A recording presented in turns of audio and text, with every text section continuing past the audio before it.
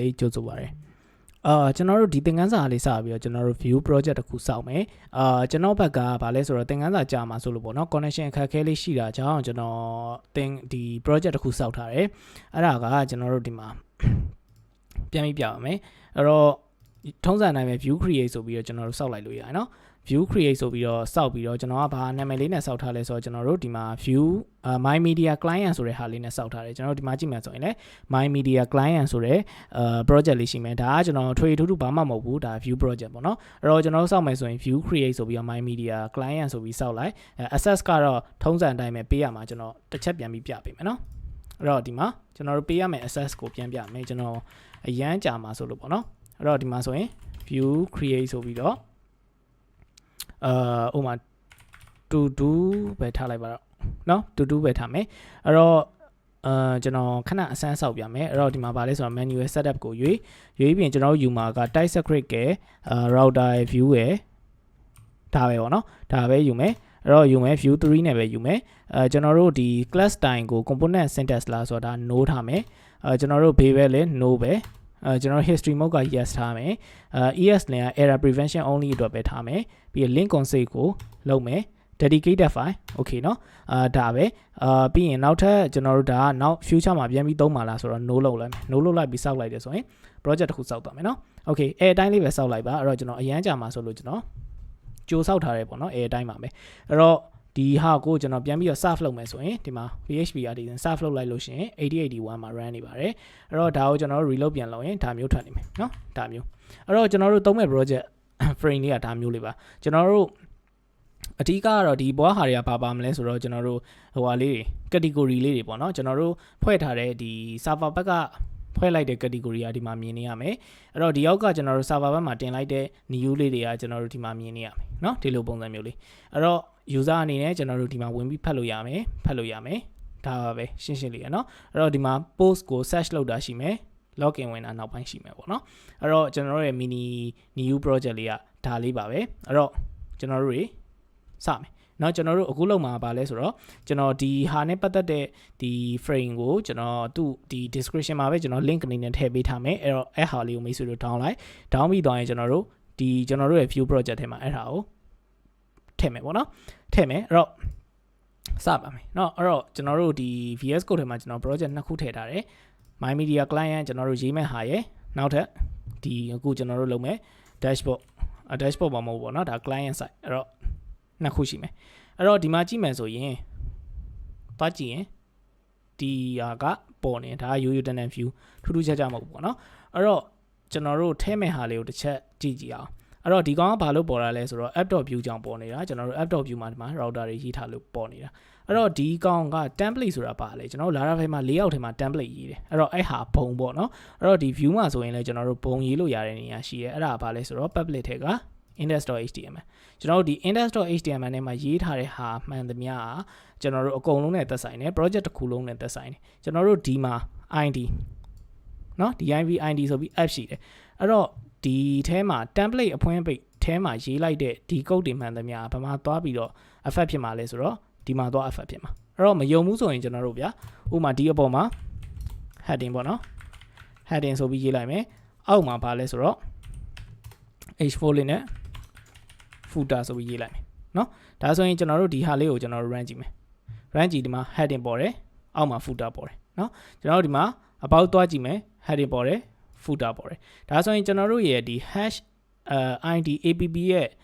app တဲကဟာကဘယ်အကောင်သွားပိုင်းတာလဲဘိုင်းလုပ်လဲဆိုတော့ကျွန်တော်ဒီလို template အဖွင့်ပိတ်ထဲမှာရှိတဲ့ data ကိုသွားပြီးတော့ combine လုပ်တယ်ဒါဆိုရင်ကျွန်တော်တို့ဘုံရေးရမယ့်ဟာကဒီဟာဆိုတာမိတ်ဆွေတို့သဘောပေါက်လောက်ပြီเนาะကျွန်တော်တို့ဒီမှာဒါပေမဲ့ id app ကိုကျွန်တော်တို့ဒီမှာရေးထားဖို့တော့လိုအပ်တာပေါ့เนาะ okay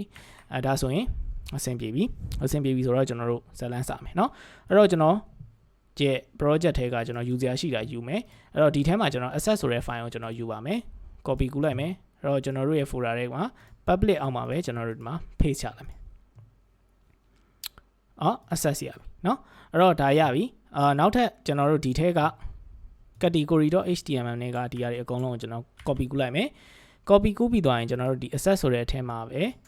ကျွန်တော် index.html မှာအဲ့ကောင်ကိုကျွန်တော် paste ချမယ်ပေါ့နော်ဒီမှာ paste ချလိုက်မယ် paste ချပြီး save လိုက်မယ် save လိုက်တဲ့အခါ ဘာဖြစ်သွားမလဲဆိုတော့ကျွန်တော်သွားကြည့်မယ်အော်ဒီမှာပေါ်နေပြီเนาะဒါဆိုရင်ကျွန်တော်တို့ဟာကအဆင်ပြေသွားပြီ okay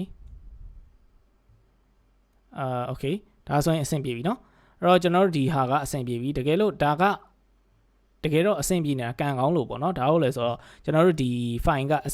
access မှာဒါနဲ့က direction တွေတူနေလို့တကယ်လို့ဒါဒီကောင်က dot slash တွေပါဖြစ်နေမှာဆိုရင်ကျွန်တော်တို့အကုန်လုံးလိုက်ပြီးပြင်ရမှာပေါ့เนาะအခုကကျွန်တော်တို့ကန်ကောင်းသွားလို့ကျွန်တော်တို့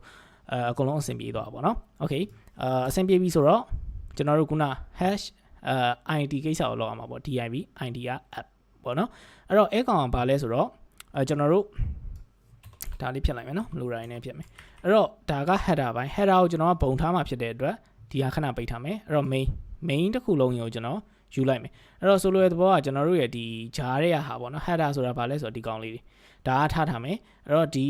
ဂျားရဲ့ဟာတစ်ခုလုံးကိုကျွန်တော်တို့ကတစ်ခုနဲ့တစ်ခုမတူအောင်ရေးမှာ哦ဒီ footer လည်းနေရာတကာပါမယ်တဲ့ထားပါတော့เนาะအဲ့တော့ကျွန်တော်တို့အဲဟာကိုပဲခွဲမှာဖြစ်တဲ့အတွက်ကျွန်တော်တို့ဒီ main လည်း main ကိုပဲကျွန်တော်တို့ယူမှာပေါ့เนาะဒါကို control x နဲ့ဖြတ်လိုက်မယ်เนาะဖြတ်လိုက်မယ်ဖြတ်ပြီးသွားရင်ကျွန်တော်တို့ဒီ app.view မှာကျွန်တော်တို့ဒီမှာရေးအောင်မယ်เนาะအဲ့တော့ဒီမှာ div hash app ပေါ့เนาะအဲ့ဒါခေါက်လိုက်ဒါဆိုရင်ကျွန်တော်တို့ဒါခုနပုံစံနိုင်မယ်အဲ့တော့ဒီဟာလေး okay သွားပြီကျွန်တော်တို့ဒီထဲမှာဗာရေးရမှာလဲဆိုတော့ခုနတော့ကလောက်ထားတဲ့ဟာကိုကျွန်တော် paste ချလိုက်မယ် paste ချလိုက်မယ်ကျွန်တော်ဒီအောက်က style တွေဗာဖြတ်လိုက်မယ် main တစ်ခုလုံးရောဒီမှာ paste ချလိုက်မယ် okay ဒါဆိုရင်ကျွန်တော်တို့ဒီမှာသွားကြည့်ရင် error သွားတက်တယ်ဘာဖြစ်တာလဲဆိုတော့ဒီမှာသွားကြည့်ရင် element is missing and that လိုနေတယ်တဲ့လိုနေဘယ်ကောင်ကလိုနေတာလဲဒီ container ရဲ့ဟိုဟာလဲလိုနေတယ်ဟိုဟာလဲလိုနေတယ် row ရဲ့အပိတ်လဲလိုနေတယ် container အပိတ်က row အပိတ်ကလိုနေတာဘာမှလိုနေလဲဆိုတော့ကျွန်တော်တို့ဒီမှာသူရေးထားသေးလားဘယ် file မှာလိုနေရဆိုမရင် container အပိတ်က row အပိတ်က row နေအဲ့တော့ row အပိတ်ကဒီကောင်ဒီမှာမရှိတာထင်နော်အဲ့တော့ container အပိတ်လည်းမရှိဘူးအဲ့တော့ဟိုဘက်မှာကျွန်တော်တို့နှစ်ခုပို့သွားတာဖြစ်ကောင်းဖြစ်နိုင်တယ်အဲ့တော့ခုနကတော့ main အပိတ်ဒါ footer container အပိတ်က row အပိတ်အဲ့တော့22ဟိုမလုပ်တော့ပါဘူးဒီထဲမှာပဲတခါတယ်ထည့်ပေးလိုက်တော့ကောင်းပါတယ်အဲ့တော့ဒါ pagination okay ခဏเนาะကျွန်တော်ဒီဟာမှာပြန်ကြည့်အောင်container အပိတ်က row အပိတ်ကနှစ်ခုလိုနေရเนาะအဲ့တော့ဒီ section ရဲ့အပေါ်မှာအပိတ်နှစ်ခုထပ်ထည့်ရမှာပေါ့เนาะအဲ့တော့ဒီ section အပေါ်ရှာကြည့်အောင်အဲ့တော့ control F နဲ့ပဲရှာရပါတော့မယ် SAC တရားဝင် section အော်ဒီမှာဒီအပေါ်မှာကျွန်တော်တို့အပိတ်နှစ်ခုထပ်ထည့်မယ်ဒီအပိတ်တစ်ခုနှစ်ခုပတ်ကြည့် okay အဆင်ပြေနေပြီเนาะခုနဟိုမှာမဖြစ်သွားဘူးပေါ့เนาะ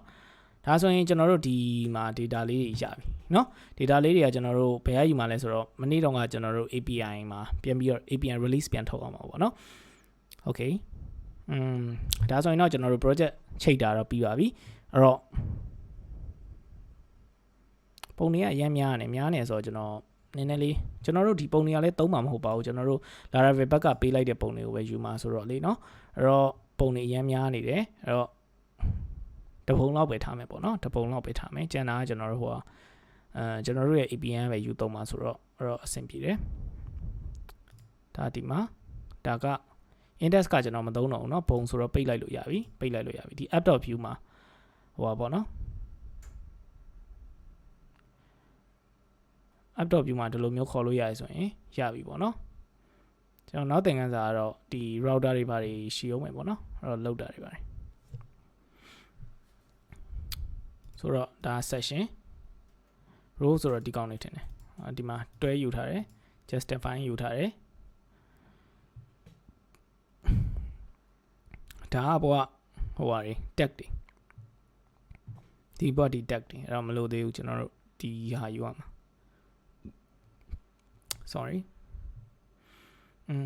ဆိုတော့ဒီမှာဒီကောင်เนาะ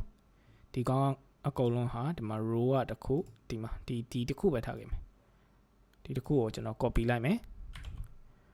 copy ကူးလိုက်မယ် copy ကူးပြီးဒီ row တွေကဟာနော်ဒီတစ်ခုလုံးရဖြတ်ချရမယ်ဟာဒီကောင်ရဲ့ဟိုအားပမာအဲ့တော့ဒါကိုကျွန်တော် select မှတ်လိုက်မယ် select မှတ်ပြီးတော့ကျွန်တော်တို့ဒီကဆင်းမယ်သူ့ရဲ့ page ကဒီမှာအဲ့တော့ဒါ shift က select ကနေလာရတယ်နော်ဖြတ်လိုက်မယ်ဒါဆိုရင်row ကြီးပါပြတ်သွားတာ sorry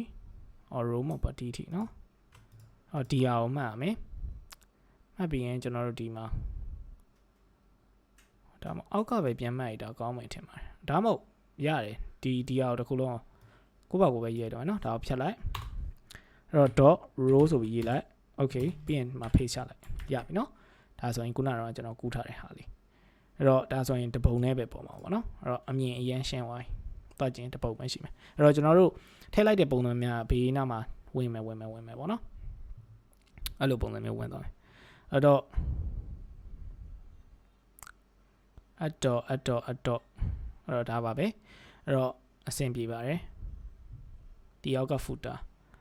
ဒီမှာ pagination ကဒါမျိုးတွေသူရေးထားတယ်အဲ့တော့ဒါတွေကထားလိုက်ပါအောင်ကျွန်တော်နောက်မှလုပ်မယ်အဲ့တော့အရင်ဆုံးအနေနဲ့ဒါလေးရတယ်ဆိုရင်အဆင်ပြေပါတယ်အဲ့တော့ဒီသင်ခန်းစာကတော့ကျွန်တော်တို့ဗာလဲဆိုတော့ကျွန်တော်တို့ project ဖိုင်းတာပါအဲ့တော့ဒီမှာအဆင်မပြေတဲ့ရှိရင်မေးပါအဆင်ပြေတယ်ဆိုရင်တော့ comment မှာမှတ်ထားလို့ရပါတယ်အားလုံးကျေးဇူးတင်ပါတယ်ခင်ဗျာ